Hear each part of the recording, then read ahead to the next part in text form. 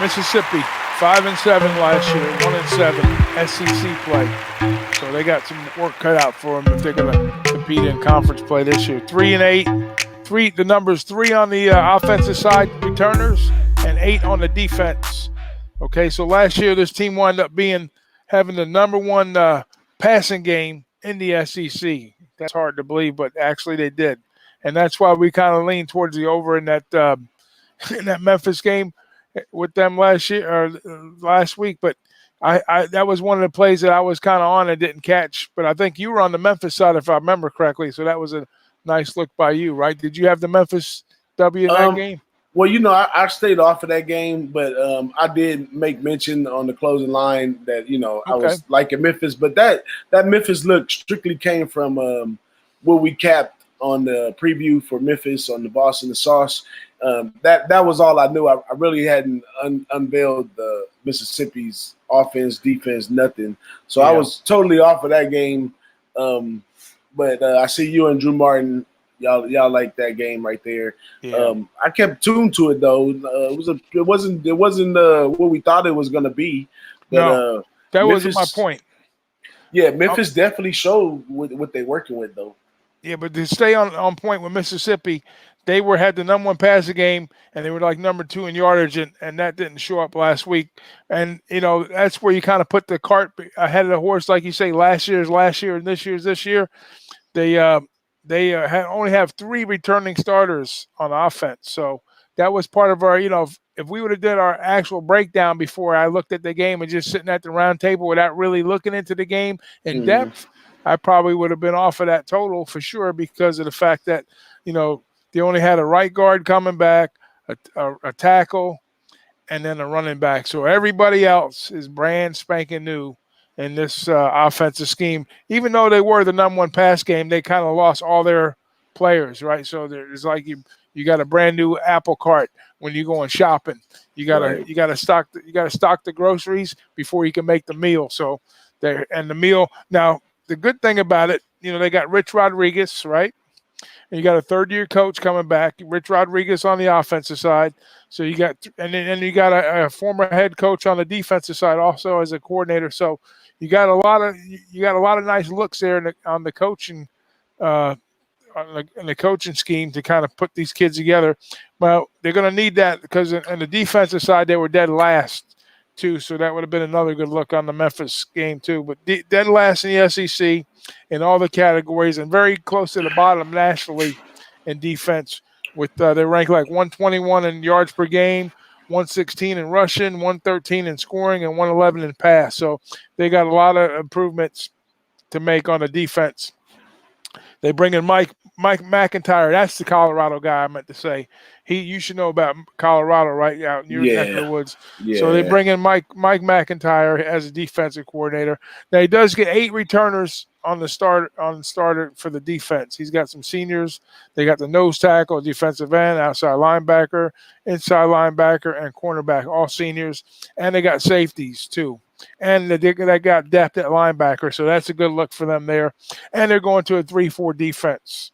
So there's a little bit of they do have a little bit of cloud above this team, and it's probably hurt them down the road. Is they have some recruiting violations that they are dealing with still. So depth might be a problem for them. Scholarships and stuff like that going forward. I don't know how much longer they have to deal with it, but I know it's affected their recruiting just a little bit. So other than that, they are in the SEC. Like I say, 1-7 last year in conference. Tough look there.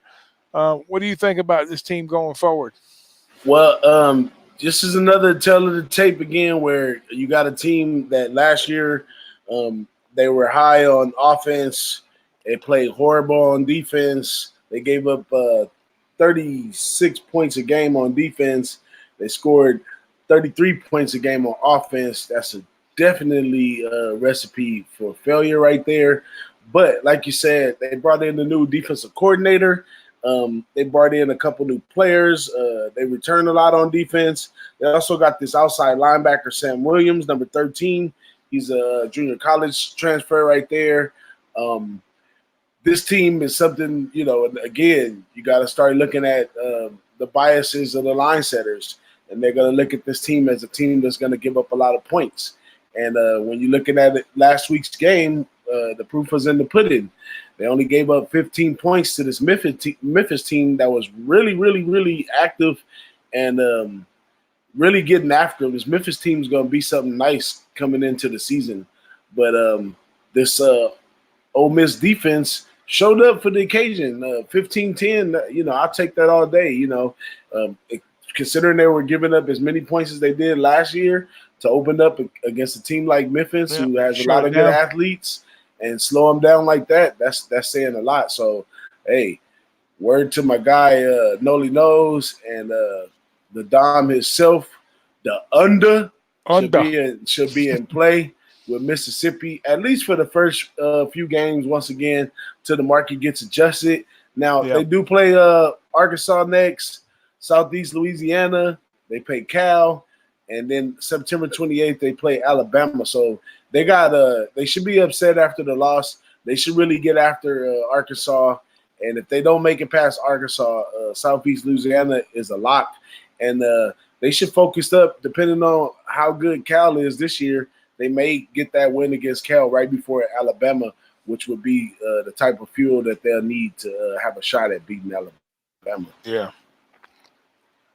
I like those looks you're putting out right there, especially that Arkansas game, because we didn't talk about Arkansas yet, but when we do, you'll put 2 and 2 together, and it might be looking towards a UNDA under.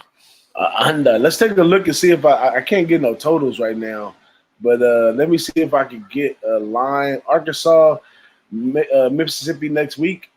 Mississippi -7. That might be something you want to take.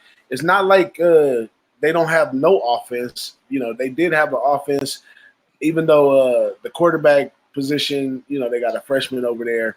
That can be some problems, but they got a decent line that showed up, and they got a running back behind them. So maybe like a low-scoring win and cover the 7, maybe like a 21-10 or something like that. What's the total? They show a total on that yet? Nah, they don't give us no total. Yeah, it's too early. Yeah, it's too early. You probably like Wednesday you'll get something to look at. But yeah, that's the first look for everybody that's watching or is going to see this probably next day or two. So yeah, and that 7 is probably going to go up to 7.5 or something like that. I expect it to go up. But I think they could get a 10-point win against Arkansas. But we'll see. Got more time this week to study. I'll take another look at it. I'll go a little more in depth with Arkansas. But I don't know what to expect out of this Ole Miss team. One thing we know is they've had a proven past to cause problems to some of the big teams in the SEC. And with a defense this year, they could shock a lot of them. So we'll see what happens. That's definitely going to be on the improve because they were, like I say, they were ranked.